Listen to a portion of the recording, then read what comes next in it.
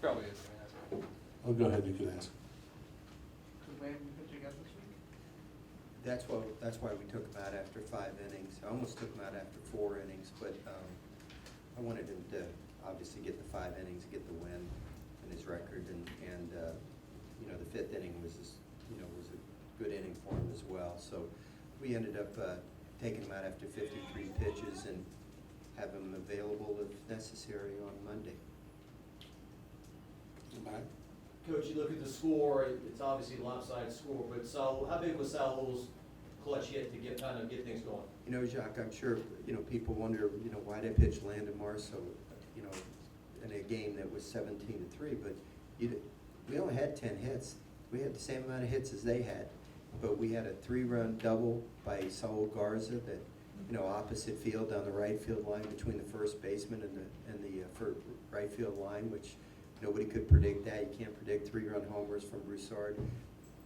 I've had enough experience with that club to know that they're scrappy, hard-nosed, tough, and they were very aggressive. And I think their aggressiveness worked in our favor tonight. It kept Landon Marceau's pitch count down. Sometimes they ambushed first pitches and got base hits a few times. He gave up 7 hits in 5 innings. It wasn't like he had a no-hitter going. He only struck out 3 batters. So, I think what Landon did was terrific. But Garza's big hit, and everybody's going to talk about Brandt's 3-run homer, but his 2-out RBI single in the first inning, I thought that was huge as well. And both Garza's hit, Duplantis had a clutch hit, and Garza's clutch hit, and Broussard's clutch hit in the first inning kind of set the tone for the ball game, I thought. Before Garza's double, you had gone up and spoke to him. What were you wanting from him in that at-bat?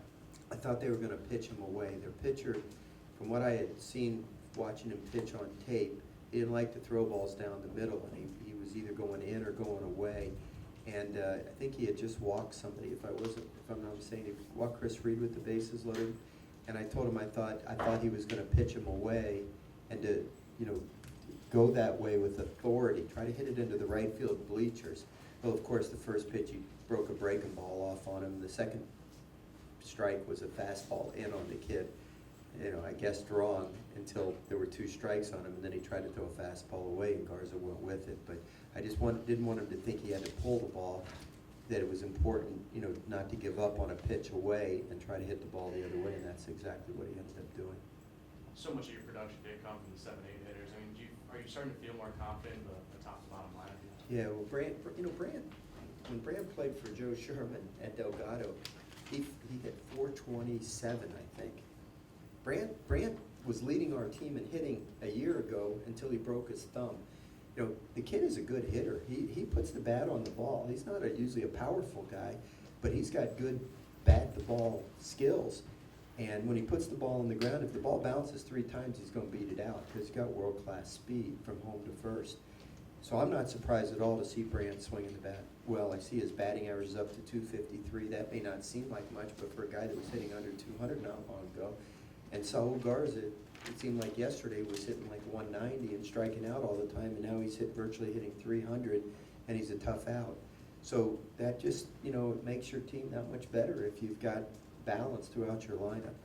We'll leave it to the left, Coach. Hey, Coach, I know you mentioned the clutch hitting. I'm just trying to kind of feel it out because it seems like maybe you're playing coy a little bit. I mean, you had batted .667 with runners in scoring position, but I mean, did you feel like you got more lucky breaks with some of those hits, or do you feel like the approach today was as good as you've seen this season? Well, whenever the ball stays in the park and it's a hit, you feel fortunate.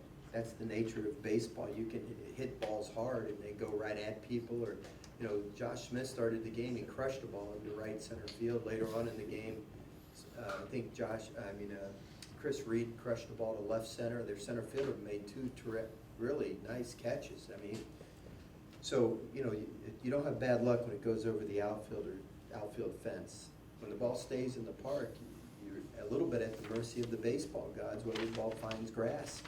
And so, yeah, you always feel a little bit lucky when balls fall in for you.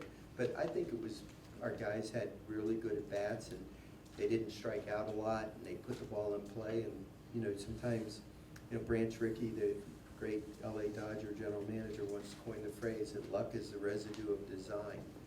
And I believe that, you know, if you strike out, it's hard to have any luck, but if you have a good approach and put the ball in play with 2 strikes like Garza did, was he lucky the ball went between the first baseman and the baseline? Maybe, yeah, but he made his luck.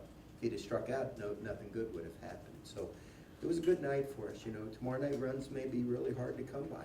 And, you know, we try to prepare our team every night to win a low-scoring, 1-run game. Today, we were just fortunate we were able to break the game open, and we'll take it when we can get them. Could you explain what you meant by no fly balls in BP for Brand? Is that like a rule you guys have? Well, yeah, like I said, Brandt's game is typically to put the ball in play on the ground. If it bounces 3 times, he beats it out. Ground ball singles get through, but when you hit lazy fly balls and you're not a powerful guy and you're hitting lazy fly balls, it's hard to have any good luck. You know, when you put the ball on the ground and get like Brandt's case where you utilize his God-given speed, then good things can happen for you. And so, you know, when I see him in batting practice and he's not focusing and he's hitting fly balls to the center fielder or right fielder, that doesn't do us any good. You know, his game has to be put the ball in play and beat it out, or, you know, get a little line drive single, drive in a run. That should be his game. You know, today he hit a home run. Have you announced who's starting tomorrow? I have not, but I was waiting for that question. Well, I'm very proud of you. You beat James to the punch. We'll start Cole Henry tomorrow night.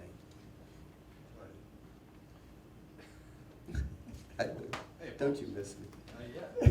What do you, I'm glad James is the guy for not asking questions. Wilson gets it too. what do you expect out of Cole? You had said maybe he can go 5 I hope he next time. does, yeah.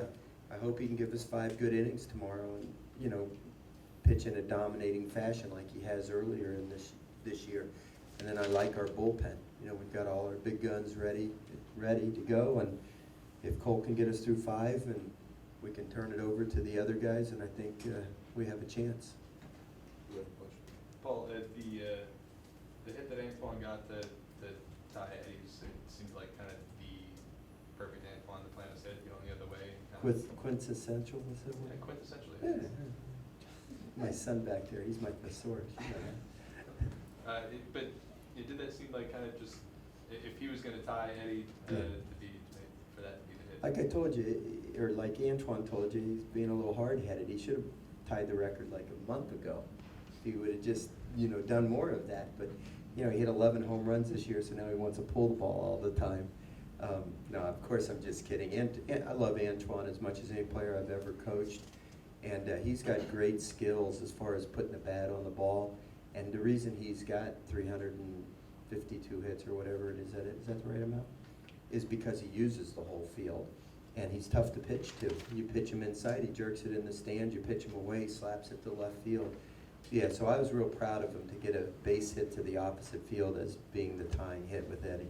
When you guys are talking to him about potentially coming back for a 4th year, obviously it's his call, but how much is this part of that and having a chance to be that guy? He'd have to answer that question, Luke. I couldn't answer it for him, but I don't think it was like a huge factor, but it was there. It was one of those things. It was kind of a fringe benefit of coming back, that he would have a chance to set the all-time record, which is something that, you know, would be a wonderful thing for him to be able to tell his children someday.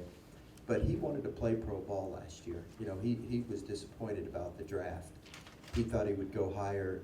I mean, don't be fooled by where he actually went. He could have gone probably in the 7th round, and he thought he was going to go earlier than that. But when they called him in the 7th round and said, "We're ready to draft you," it wasn't worth his while to go out. So the opportunity to play for Team USA, the opportunity to come back and have his senior year at LSU, graduate, I think all those things were major factors. And I think, you know, breaking the hit record or tying the hit record was one of those, you know, ancillary things.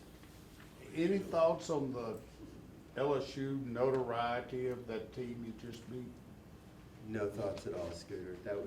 That's ancient history, and you know, I congratulated them in 2012 when they beat us. They deserved it. They earned it, and you know, it's something that sticks in my side and will until the day I die. But you know, you can't go back and undo the past. today we were playing a different Stony Brook team, and they were playing a different LSU team. And I just really wanted to win this game tonight to put us in the winner's bracket. That was the most important thing. I know it was a small sample size, but what did you see from Trent tonight? I mean, if he might be available again. I really liked the way Trent threw. You know, I think his last outing was at Arkansas, if I'm not mistaken. That was when he was hurt. And, yeah, you know, I don't know if you all were here yesterday when I addressed the media, but it was like a miraculous recovery. Like you know, I thought he might need to have major surgery on his shoulder, and here he is a few weeks later, 100%. And I really just wanted to get him back out into the game tonight to kind of knock off any rust that might be there, but he didn't look rusty at all to me. I thought he threw the ball exceptionally well. It was throwing 90 miles an hour. Had a good cutter and a good slider going. So I think we'll see how he feels tomorrow. He threw 20 pitches. I wish he would have thrown 12 pitches, but we'll see how he feels tomorrow.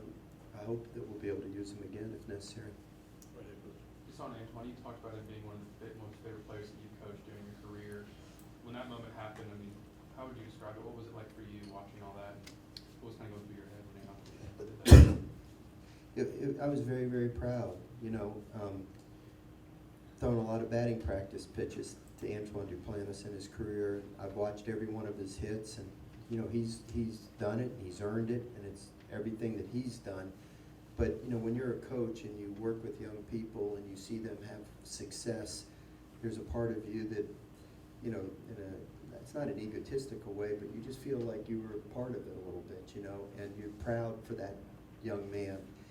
And I'm not just proud of him because he's got 352 hits. He comes every day.